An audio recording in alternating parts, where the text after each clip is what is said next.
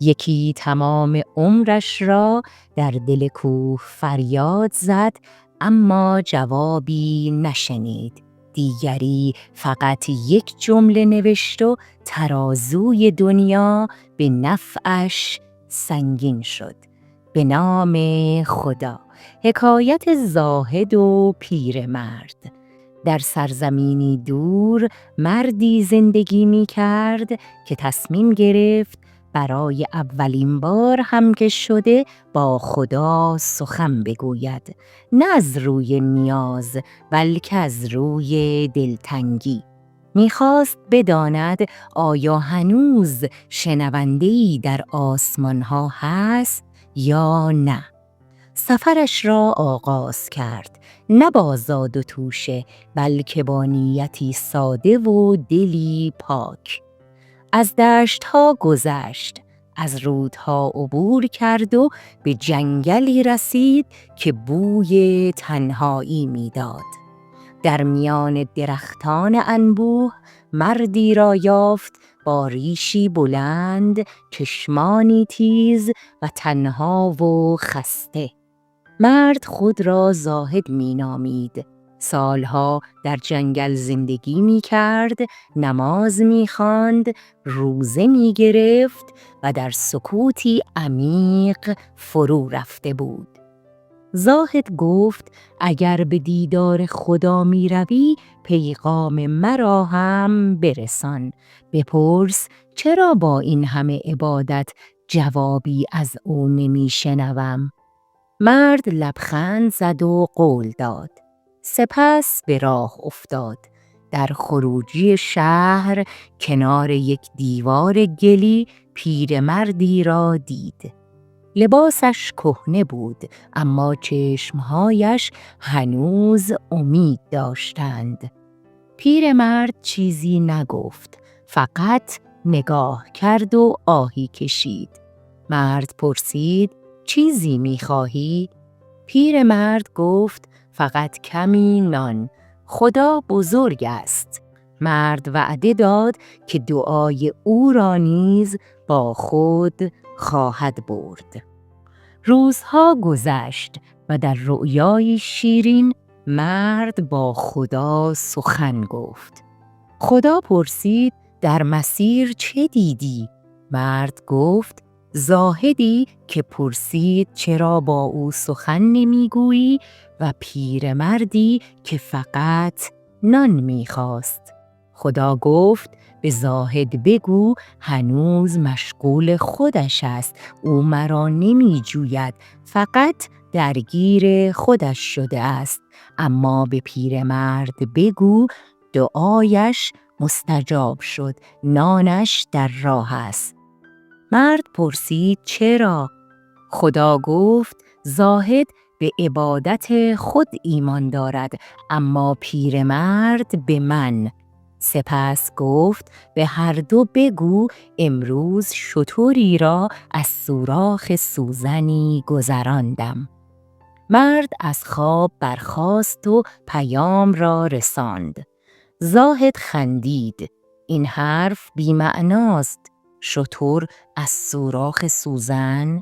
یا خدا شوخی می کند یا تو خیالاتی شدی. اما پیرمرد لبخند زد. اگر خدا بخواهد نه شتر که کوه هم عبور می کند. مرد به آسمان نگاه کرد. گویی خدا فقط در قله ها نبود. در نگاه فروتن پیرمرد، در دل خاک، حتی در تکه نانی ساده هم صدای او شنیده میشد. و شاید همان لحظه خدا در همان نانی بود که از دل خاک برآمد. حکایت زن و ترازوی سنگین. در شهری پرهیاهو زنی ساده دل و فقیر زندگی می کرد. همسرش سالها بیمار و زمینگیر بود. درآمدی نداشت، اما هنوز در دلش روزنه‌ای از امید روشن مانده بود. خانه آنها کوچک بود، دیوارهایش قدیمی و سقفش چکه‌دار، اما هر صبح با دعایی ساده آغاز می‌شد. روزی رسید که نه آردی در خانه بود، نه روغنی و نه حتی نانی برای سیر کردن کودکانش. زن به آسمان نگاه کرد و گفت: تو گفتی مایوس نشوم، پس نمی شوم. لباسی ساده پوشید و راهی بازار شد. در مسیر از هر مغازه‌ای که رد می‌شد، نگاهش به کیسه‌های آرد و بطری‌های روغن می‌افتاد، اما دستانش تهی بود. تنها چیزی که با خود داشت دعایی در دل و امیدی خاموش در چشم بود. به مغازه‌ای رسید که بوی آرد و نان تازه از آن به مشام می رسید.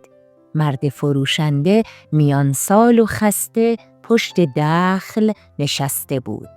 زن جلو رفت و گفت: شوهرم مریض است، بچه دارم، پولی ندارم، می شود کمی آرد و روغن بدهی به امانت؟ به زودی باز می گردم و حسابش را می پردازم. فروشنده با نگاهی تند و زبانی تمسخرآمیز گفت: ما بانک نیستیم، ولی خب بیا یک امتحانی بکنیم. چیزی که از خدا می خواهی روی کاغذ بنویس. آن را روی کفه ترازو بگذار، من هم به اندازه وزن آن به تو جنس می دهم. زن با نگاهی آرام تکه کاغذی بیرون آورد. مدتی سکوت کرد. کلمات در ذهنش پرواز می کردند. چیزی نوشت، کوتاه و بی تکلف.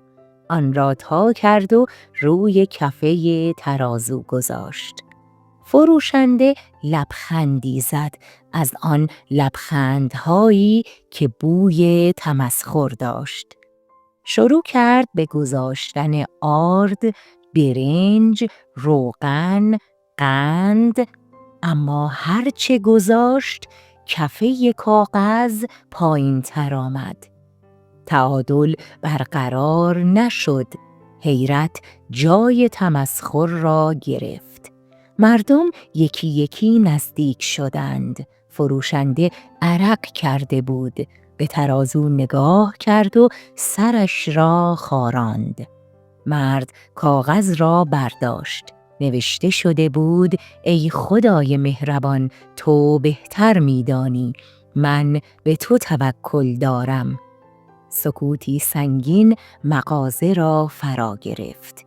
فروشنده گفت: هر چه می‌خواهی بردار و مرا ببخش که دیر فهمیدم. زن با لبخندی آرام کیسه ها را برداشت. نگاهش نه خشم داشت نه غرور، فقط آرامشی از جنسی دیگر. زن رفت، اما نگاه مردم هنوز روی ترازو مانده بود. برخی از آنها دعا را زمزمه می کردند. یکی آهی کشید و گفت: کاش ما هم بلد بودیم اینطور دعا کنیم.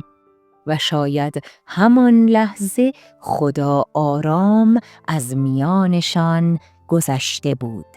در این جهان معجزه ها همیشه با صدای بلند نمی آیند، نه با صاعقه نه با بانگ آسمان. گاهی خدا درست همان جاست، در سکوت نگاهی که بی ادعا از دل برمی خیزد. نه هزار رکعت نماز، نه واژه‌هایی که سنگینیشان تنها گوش را می لرزاند. گاهی تنها یک دل است دلی که در میانه نداشتن هنوز ایستاده و هنوز امیدوار است و همان دل خدا را آنچنان نزدیک می‌بیند که گویی هر نفسش پاسخی است به یک دعا.